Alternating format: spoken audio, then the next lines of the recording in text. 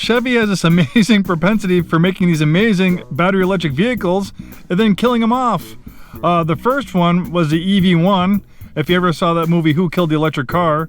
It was an amazing electric car ahead of its time that could actually out-accelerate a Corvette, I think, from 0 to 30 miles per hour. Chevy would not sell them, they'd only lease them, and then they terminated leases and they wouldn't let people buy them, and then they destroyed them all. Then we have the Chevy Volt.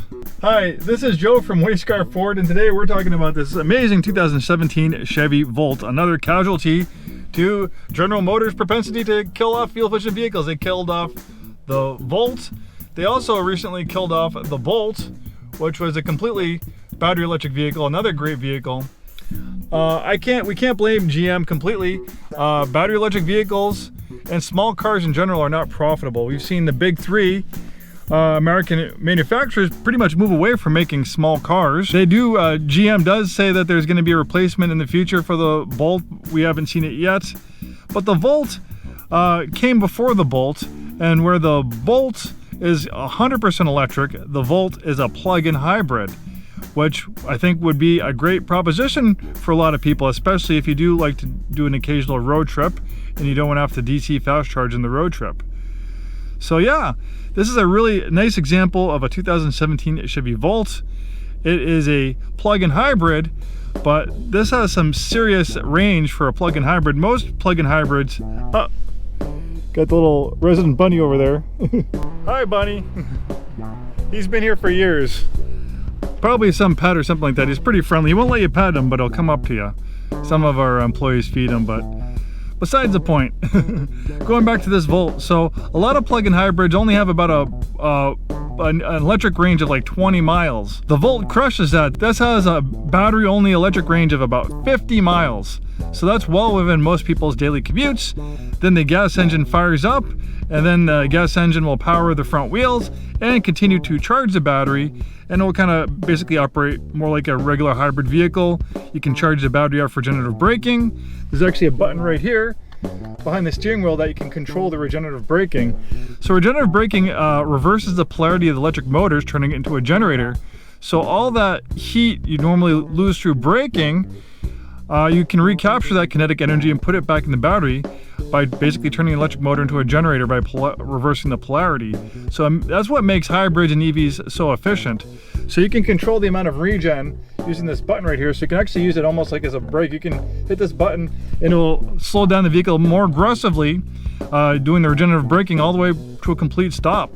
So you don't really have to even use the actual brakes that much unless you really have to do like an emergency stop once you get the hang of it. So yeah, so being able to continue driving, not have to fast charge for occasional road trips, it works fantastic. And if you do have charging at your destination during your commute, like you know, a lot of parking lots, a lot of companies now have EV chargers, then that's even better for you. But yeah, 50 miles is well within most people's daily commute. This can plug into a 120 household outlet. You'll get a full charge in about 13 hours from zero. And then we have a 220 outlet, which is kind of like the dryer outlet that you have. You can get those installed. A lot of people charge their EVs off those, including mine. I charge my Tesla off that. You'll get a full charge in about 4 hours. It's not a very big battery, so it won't take that long to charge.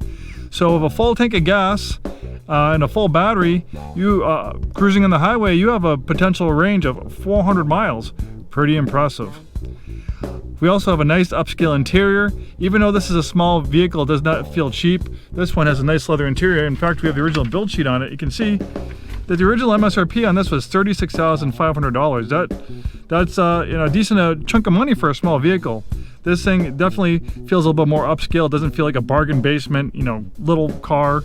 It feels it has a nice robust feel to it. It's quiet, it's comfortable. This has the Iridescent Pearl Tricoat paint. Still looking beautiful, $995 for that. Then we have the comfort package as $460, giving you heated driver and front passenger seats, heated steering wheel. Then we have power adjustable mirrors, body color mirrors. Then we have the leather appointed seats at $900. And of course, we have a copy of that build sheet for you. Nice, comfortable perforated seats. So we have heated front seats, heated steering wheel, nice leather up steering wheel, great infotainment system. We We have a rear parking camera. Nice display. It looks like it's flickering, but that's just a GoPro camera. Sometimes the GoPro, when you videos tapes other screens, it looks like it's flickering. Believe me, it's not. It's working fine. This one has pretty decent mileage, 58,676 miles. Most people average 10, 12, 15,000 miles a year. So most 2017s and 2025 are going to have closer to 80 to 100,000 miles. So really low miles on this Volt.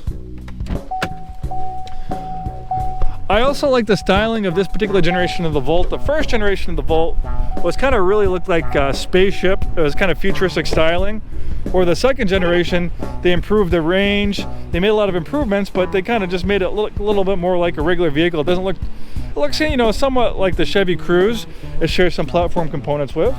There's the gasoline engine, so you have a combined output of about 150 horsepower. It's actually pretty quick, 0 to 60 is 7.5 seconds.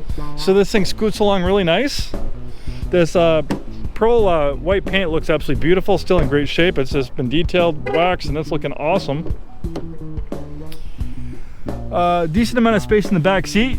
So the battery for the EV actually runs right through the center here. So that's why they have this big center console there, because the battery resides in between the front and back seats. Great packaging idea.